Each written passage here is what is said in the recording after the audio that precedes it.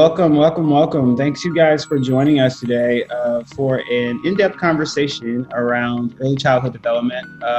It takes a village to reopen childcare, as we know at Bright Beginnings. And so I just wanted to convene all of you together to have a conversation about what reopening really looks like from a national perspective, from a local perspective, from a personal perspective, as well as, the impact of the workforce in early childhood education. I'll start first with just, introducing everybody. Dr. Marla Dean, she's the current executive director of Bright Beginnings, 30-year educator teaching in District of Columbia, Maryland, Michigan, and Virginia. She's also a renowned leader in the two-generational and whole child approaches. Dr. Dean, do you want to say a few words? Don't tell people that I'm 30 years in. I don't want them to fight on my age. Bright Beginnings is a early childhood and adult learning center that uses a two-generation approach, and we support specifically, but not exclusively, children and families experiencing homelessness. And the reason why I say not exclusively, because our goal is to get to support our parents out of their homeless status when we first meet them and help them move from crisis to self-sufficiency. So at Bright Beginnings, we have a three-part mission. One, that our children are kindergarten prepared. Two, that they're in a safe, nurturing environment. And three, that we support our families as they move from crisis to self-sufficiency with complete wraparound services and support for both child and parent. And hopefully those supports will place them on a different trajectory in life. And next up, we have Dr. Faith Gibson Hubbard. She is the first executive director of Thrive by 5 DC. Prior to this role, Dr. Gibson Hubbard served as the first chief student advocate for the District of Columbia, leading the work of the DC office of the student advocate. She is also a former public school teacher, and she's a committed public servant. And I'm a parent. So I have two children. And I'm in this with these other parents being at home during this time, which is a lot. I'm the mother of two children, Emerson Drew Hubbard, who's my daughter, she's 2.5, and my son Colton Hubbard, who is 6. And so that's a really important role to me, and also is something that I really bring to all facets of my work, as it's really important, I believe, to personally connect with families in that way. I'm a district resident, so I'm also in this with many of the families that we serve in the same communities, and that's really important to me. Mayor Bowser, in her infinite wisdom, decided to launch Thrive by 5 actually back in 2017 as a website that would help families be able to navigate the complexities that she knew were there around accessing resources in the District of Columbia. When she started that, the website was great, but we needed more. And so in 2019, she appointed me to be the first executive director, as you noted. And while health and early education are really important, we know that families just don't reside in the space of health and early education, but there are so many different things that they focus on. The education of the family themselves, the community, and all different facets of community support, community and family support. And so with Thrive by 5, we serve as a policy office for the mayor, but we also serve as community partners to work in real authentic partnership within communities with Bright Beginnings, with other agencies, and with parents and families themselves in order to ensure that we are looking at policy solutions that make sense and are community driven. You guys are a great partner to Bright Beginnings. I know that for sure. Dr. Dean and I, love the organization. So thank you for giving us that overview. And next up, there's Rhian Allvin. She serves as the current Chief Executive Officer of the National Association for the Education of Young Children, or as we know it as NAEYC. And before joining NAEYC, she was a guiding force in Arizona's early childhood movement for more than 15 years. Rhian, please tell us more about the work you're doing at NAEYC. NAEYC, the National Association for the Education of Young Children, is the professional association for early childhood educators. So the two things we care about most, one is that every single child in this country has access to developmentally appropriate, affordable, high quality early childhood education, and the parents have a lot of choice in that. And then secondarily, that our early childhood education workforce is revered and valued and has access to higher education, is compensated with wages and benefits at a level commensurate with their experience and with public school teachers. In both of those areas, we've seen dramatic progress, quite frankly, over the last few years, and then have not made nearly enough progress. We know that there are 2 million early childhood educators in this country, and on average, they're still earning $10.40 an hour. And here we have 25 years of this really thorough developmental science that says this period in a child's life is the absolute most critical time for their development, and it sets the trajectory for things to come in their school age years. And so the science is decisive, and yet our policy has not caught up to that. So we have an opportunity to kind of finally say this field is the backbone to everything else we do in this country. And so as much anguish and heartache as there is right now with COVID and what we're watching programs across the country go through, I also think that there's real opportunity from an advocacy perspective while everybody's paying attention to childcare, because parents are, and I too I'm a mom of 3 children, they're teenagers. There's nothing better than quarantining with 3 teenagers, I have to say. But at any rate, this is a time when parents are everybody's really paying attention to childcare. So we have a window of opportunity that we can't miss.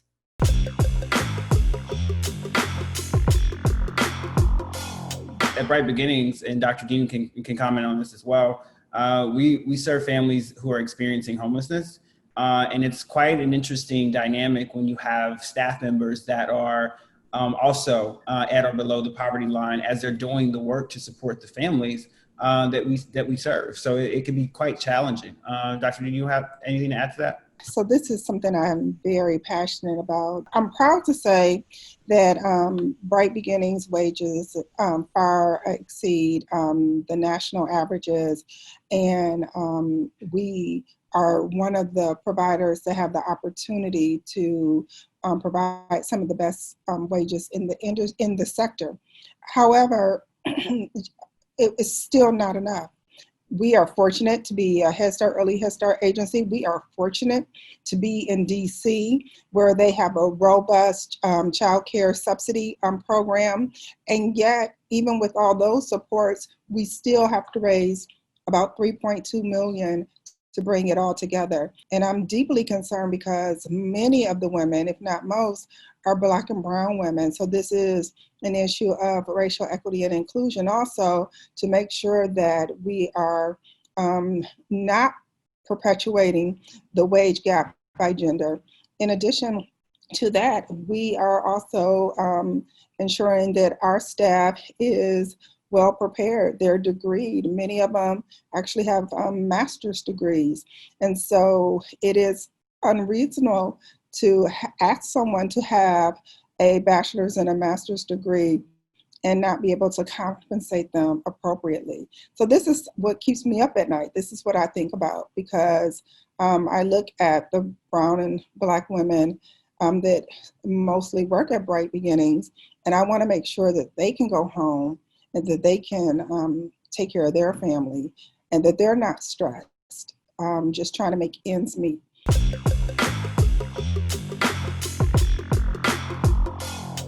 Just talk to me about, how you all have been doing personally with, just the pandemic and what's it been feeling like for you individually? It was like hell. I mean, just to be quite honest, I think working from home, that's nothing. But I've never had to work from home with my children. And the first day I felt kind of a sense of relief because I didn't realize how tired I was from always trying to high perform. I was always trying to highly perform at different things. I didn't realize how many things I had put on my plate, which were really untenable in the first place. But they really become untenable when you go home and my 2-year-old, who was really like a 27-year-old stuffed into a 2-year-old body, was like, you will pay me attention, right? And I want to play Play-Doh right now. And I want to snack right now. And I also realized that as a parent, as much as my passion has been around working in the public education sector and in public governance and working in community, I realized I had no idea what my son knew at school. I had no idea what my daughter was doing every day. And there's no way you can replicate the great rigor that they have had and the places where they were at. My daughter's Child Development Center is phenomenal. My son went there, and my daughter's been there. And the things that she knows at 2 is just amazing. the things that my son also knows at 6 is amazing, but I literally had no idea what he knew.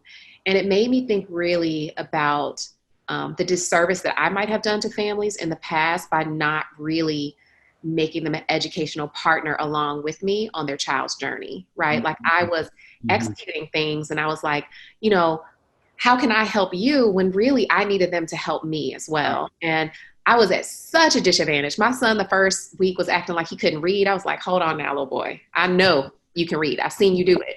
I didn't know really what was his learning style. And then that makes it hard to integrate that into what is my style for where I need to work. And the lines just really blurred. I realized I wanted to be a better mom. There were things that I did not like about myself in the first week. I was like, am I really yelling this much? Okay, well, this is not going to work. But I think I really had to come up with a game plan as to what the day was going to look like. It can't just be we sleep in until 10.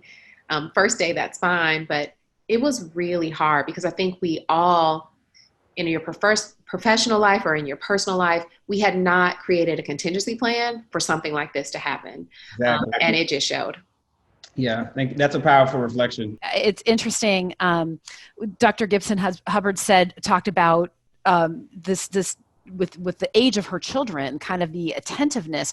With teenagers, they're a little bit more independent, so it's not quite as rigorous, I don't think. I feel for people who've got kids in that age range. They're 14, 12, and 11, and they're at a developmental period.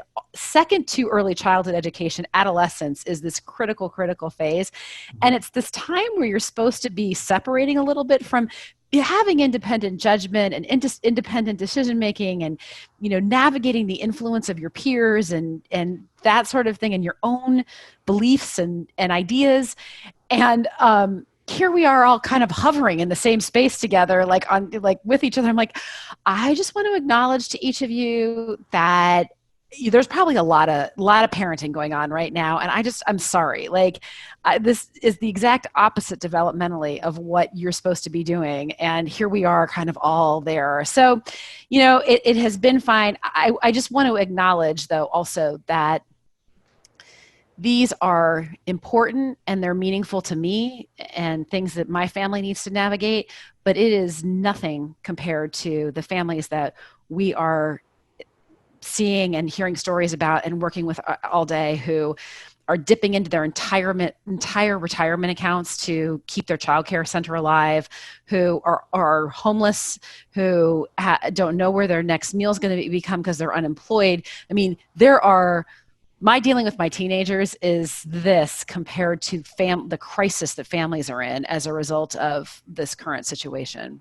I know that Dr. Dean was in an interesting situation this year also personally because she is the mother of a proud college graduate that wasn't necessarily able to get through a physical graduation.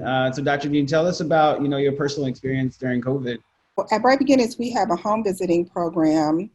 And we were in the middle of a Head Start 5-year review, an in-depth review. They were actually here. So I'm saying to staff, no, we're not going to close. We're not going to close. We're going to keep going, hoping, willing that was going to be our reality, knowing in the back of my head that wasn't the case.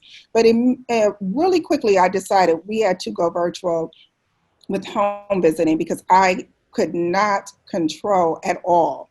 We could not control at all the environments that our home visitors were going into. And so I know people say home visiting and you're supporting families experiencing homelessness. Well, wherever they call home, we go and we support them. So, but that was something that scared me deeply. I didn't know what environments they were going into. I didn't know what they were going to be exposed to. I just didn't know what was going to happen. So after we made it through our Head Start review, then I thought, okay, let's think about, is this real? And then the mayor said, no, everyone needs to shut down. It is serious. But it was a lot going on. We had to, like everyone here, completely convert from a brick and mortar model to a virtual at-home learning model just to continue learning. And then personally, I have a son. He was a senior at Morehouse College, and he was getting ready to graduate, and he's a cinema, television, emerging media studies major, and he was in the process of doing his final project, and he got completely shut down, and he had to do his final project from just the resources in his apartment. So I'm trying to help him work through that, my husband and I, because he had put a lot of planning into this final project. We were clear that it wasn't going to be any graduation, and he's dealing with a very uncertain future because of the profession he's chosen to go into. So we're navigating all that. So it was clear no graduation was going to happen. But I'm proud of him. He actually ended up winning Film of the Year for Morehouse College, and he did it all in his apartment. So navigating home, dealing with family and friends back in Detroit, I had family members in the hospital, and then thinking about what we're going to do here, what's going to be our plan, how we can convert on a dime all operations, not just the learning operations, but the administrative operations. It was a lot. So we were putting in really long hours initially for, I would say, that first 6 weeks. Yeah, absolutely. And we're all proud of AJ for graduating. My husband is a Morehouse alum, and this was going to be his 20-year reunion. So we were going to be at graduation, and it's a huge deal for Morehouse alumnus. That process, it is heart-wrenching. And so I know that when you have that experience, we will also be there. So we will be cheering them on when that happens.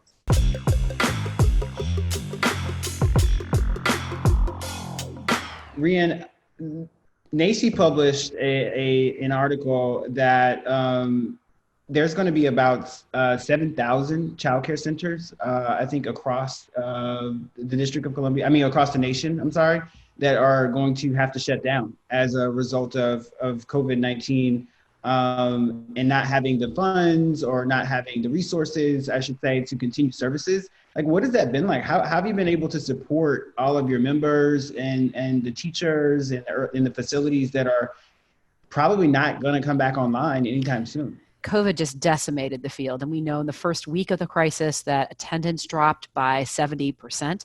And we know that even today, probably several 100,000 early childhood educators are either furloughed or unemployed. It was dramatic. It was swift. And childcare providers in the last 4 months have just been in this crisis of, do we stay closed and have no income? In many instances, do we open and take public health risks associated with that? What are the public health guidelines that we need to follow? And how do you do it in a way that you can survive? Because you've got lower enrollment and you've got increased financial requirements to make sure that all of the requirements are in place to maintain physical health for kids and early childhood educators. And so it's a really tough situation. We were able to get $3.5 billion. We're asking for $50 billion out of Congress. The math is simple. To survive, this is going to be prolonged. This is not going away anytime soon. A lot of childcare is back open, but it's at a very, very reduced enrollment. And most providers are hanging on by their fingernails from a financial perspective. And it's very clear that by December, the majority of the field will not be in existence without some serious public funding to keep it alive, given what we know. And it worries me as states have reopened, as states are making different decisions, as they're leaving things up to school districts. The burden of responsibility is fundamentally shifting to parents on how to figure this all out. Schools open, close, distance learning, online, not distance learning, hybrid, whatever it ends up being, it doesn't change the need that children have to be healthy and well and safe during the day. And it doesn't change the responsibility that parents are going to have to figure that out. And we're really worried about that. Ladies and gentlemen, that concludes the first part in our 2-part series, It Takes a Village to Reopen Childcare. Join us again tomorrow evening for our continued conversations around the challenges of reopening childcare here in the District of Columbia, as well as around the nation. Have a great evening.